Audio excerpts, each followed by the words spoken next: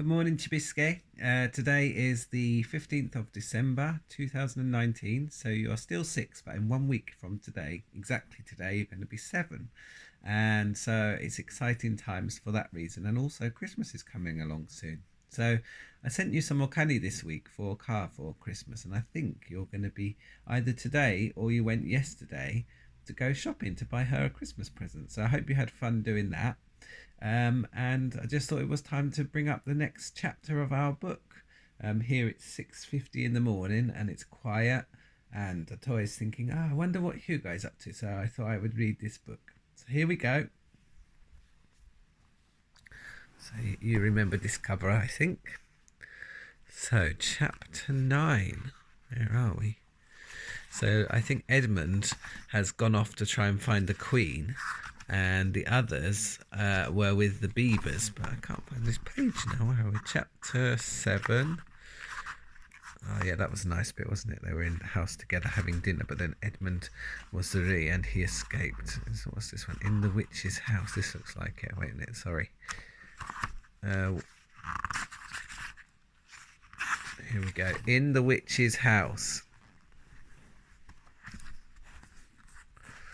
Right. And now, of course, you want to know what had happened to Edmund. He had eaten his share of the dinner, but he hadn't really enjoyed it because he was thinking all about the Turkish delight. And there's nothing that spoils the taste of good ordinary food half so much as the memory of bad magic food.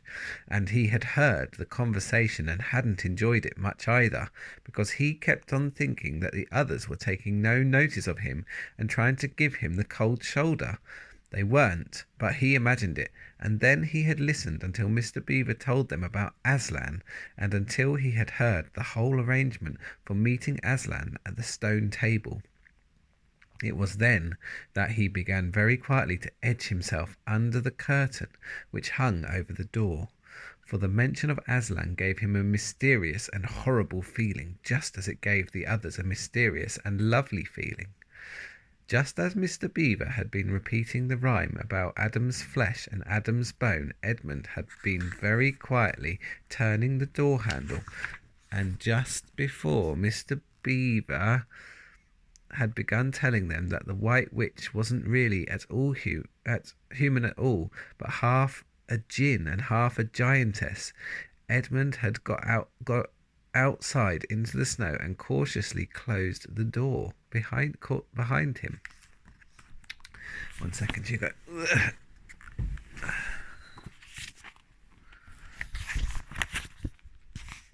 Sorry, 1 second.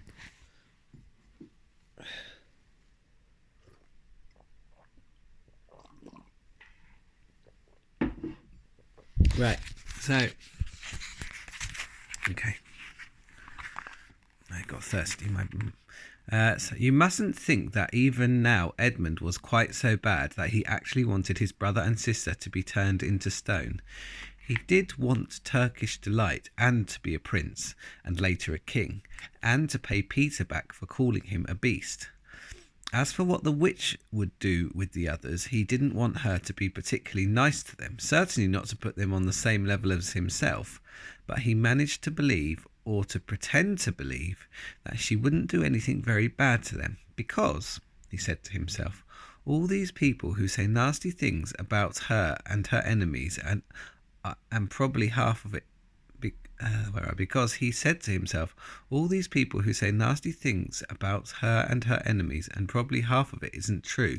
She was jolly nice to me anyway, much nicer than they are.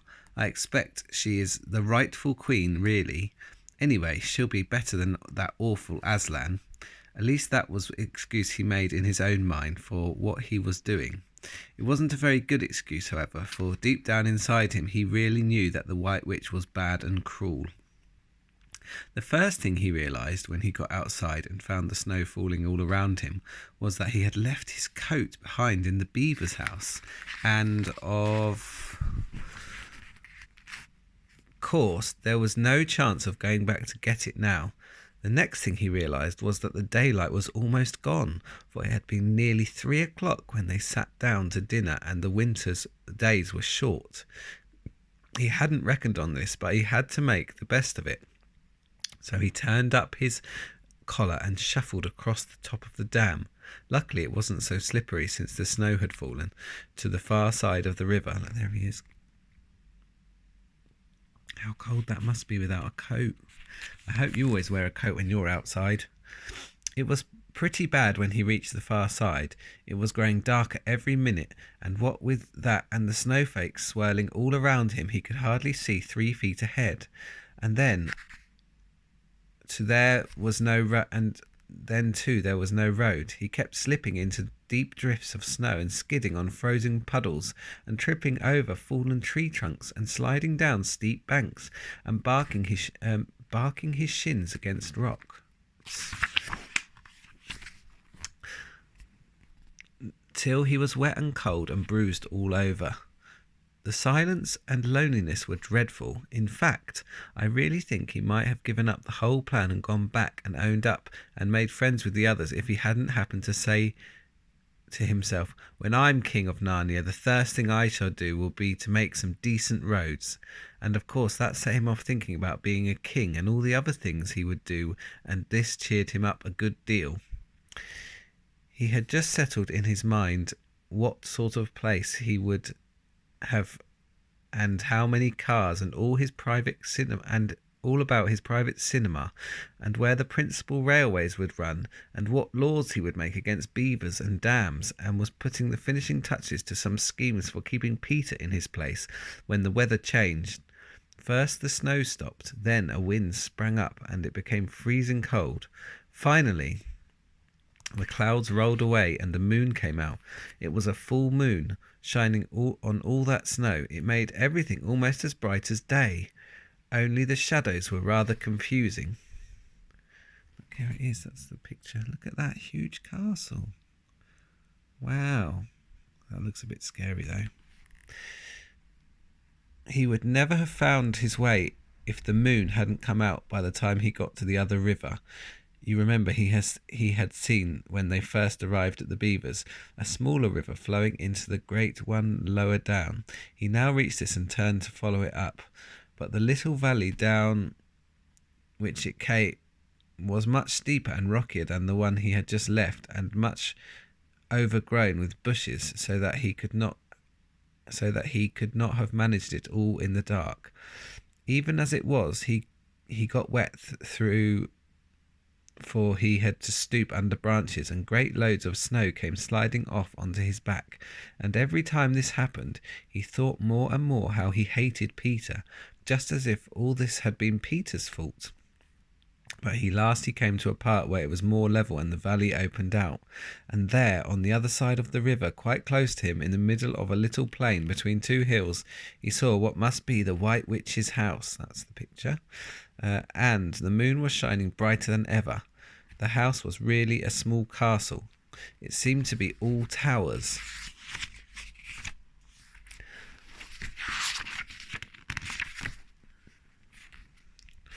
Little towers with long pointed spires on them, sharp as needles. They looked like huge dunces' caps or sorcerers' caps. A sorcerer is like a wizard, Hugo.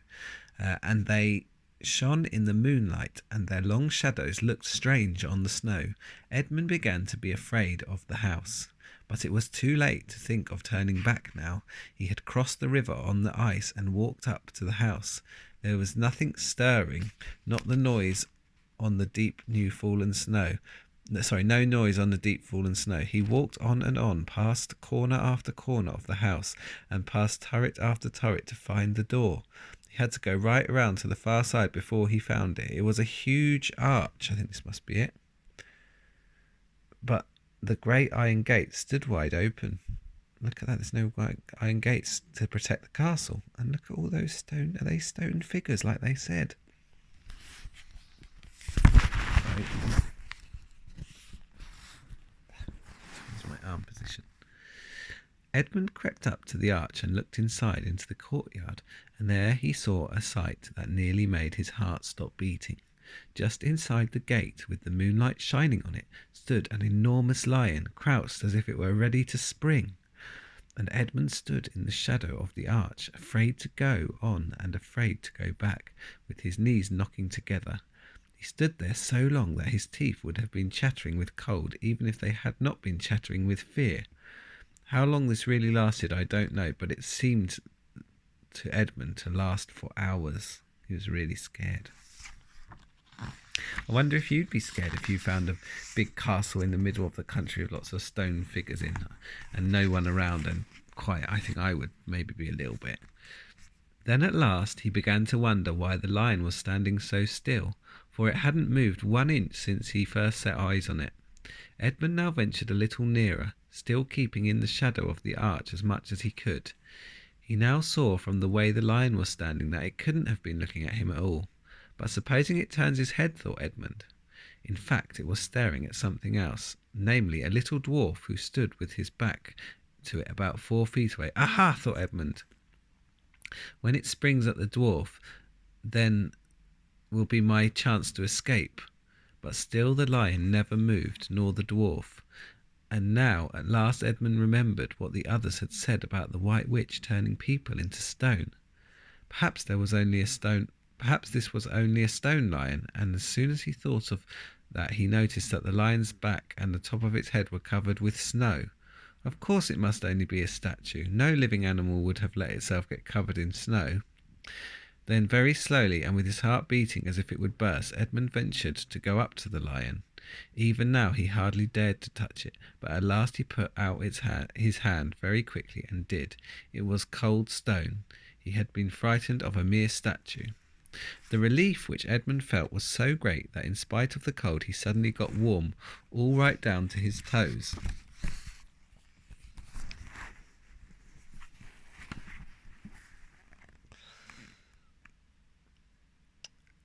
And at the same time there came into his head what seemed a perfectly lovely idea. Probably, he thought, this is the great lion Aslan that they were all talking about. She's caught him already and turned him into stone.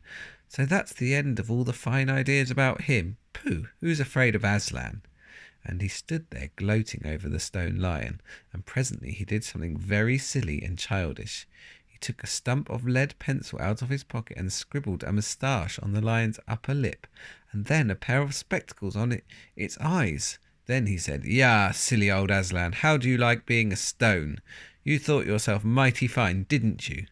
But in spite of the scribbles on it, the face of the great stone beast still looked so terrible and sad and noble, staring up in the moonlight, that Edmund didn't really get any fun out of jeering it. He turned away and began to cross the courtyard.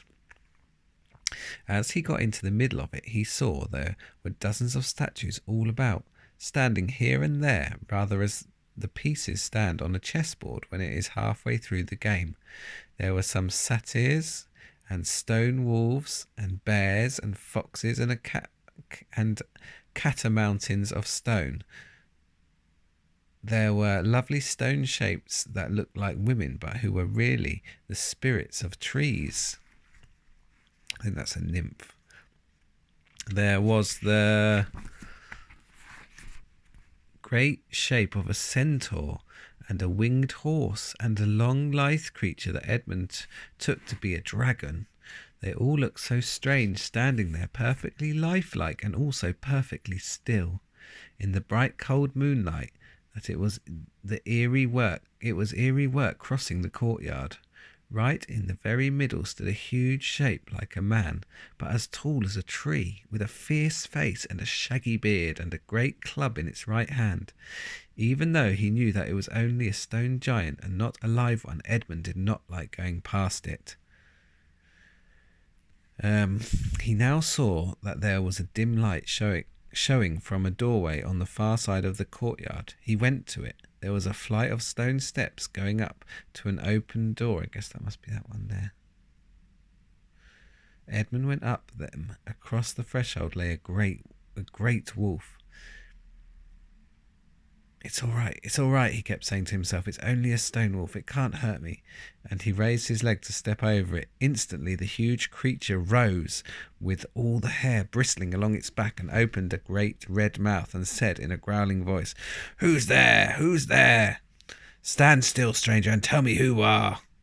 "If you please, sir," said Edmund, trembling so that he could hardly speak. "My name is Edmund, and I'm the son of Adam, and that Her Majesty met me in the wood the other day, and I've come to bring her the news that my brothers and sisters are now in Narnia, quite close in the beaver's house. She wanted to see them." "I will tell Her Majesty," said the wolf. "Meanwhile, stand still on the threshold as you value your life." Then it vanished into the house.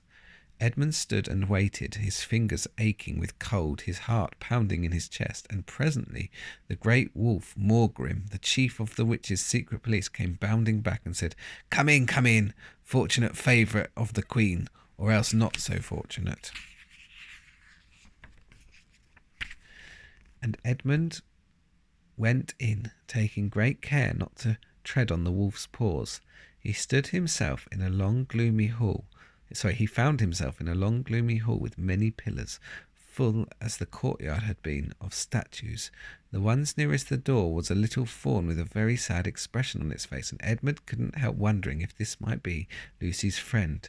The only light came from a single lamp, and close beside this sat the White Witch. "I've come, Your Majesty," said Edmund, rushing eagerly forward. "How dare you come alone?" said the witch in a terrible voice. "Did I not tell you to bring the others with you?" "Please, Your Majesty," said Edmund, "I've done the best I can. I've brought them quite close. They're in the little house on the top of the dam, just up the river, with Mr. and Mrs. Beaver." A slow, cruel smile came over the witch's face. "Is this all your news?" she asked. "No, Your Majesty," said Edmund, and proceeded to tell her all he had heard before leaving the beaver's house. "What? Aslan?" cried the Queen. "Aslan? Is this true? If I find you have lied to me—" "Please, I'm only repeating what they said," stammered Edmund. But the Queen, who was no longer attending to him, clapped her hands. Instantly the same dwarf whom Edmund had seen with her before appeared. "Make ready our sledge," ordered the witch, "and use the harness without bells." Right, I think that's enough for today. The next chapter, I might read a bit later, but I've got to sort something out. The next chapter is "The Spell Begins to Break." That looks exciting. Now, I think that must be the spell about Narnia. So that's that. And I just wanted to show you something which I got, which I think I've probably sent you photos of, but I also just wanted to show you. Look at this. This is you. This was taken in Stannington Road, 316 Stannington Road, and it's a canvas, and it was when we grew some big tomato plants in our front window, and you was lucky boy because you got to harvest them. Look at that smiling face and those little hands and those little fingers. I get to see that every day when I walk up the stairs. Look, ready? And I've got these pictures too. Here's you feeding the sheep in Graves Park, and then the light's going to get dark as we go downstairs. Look, there's a picture of everybody that was in our family. So this is Uncle Josh and Auntie Amy and Cousin Joe and Auntie Sam and Cousin Anna and Uncle Kevin and Cousin Florence and Auntie Hannah and Uncle Ed and Oka and Hunga and Otto and Grandma and Grandpa. And that was about 4 years ago. And then what else do we have? But George isn't in there, your cousin George, because he wasn't born then. And who's this? This is Florence, there, Anna, Joe, and you, cousins together. And that's on my wall, and I love to see it. It would be nice if you guys could meet again at some stage. And then who's this? This is Grandma and Grandpa in their conservatory in High Wycombe. That was taken last year. I wonder if you had to. It's a bit dark down here, but hopefully you will. And who's this? This is you. And this was in Japan this year, just gone. And you was going to kendo, and then you had a stick that you kept tickling with me, and that's why you've got that cheeky face. Look. Yeah. Okay. Well, that's the lot for today. And then I get to walk up and see. Look, there's that picture I was thinking about. Oh, Kida. But it's good. Right. I will speak to you soon. I hope you're doing well. I love you lots. And yeah, take care. Bye-bye.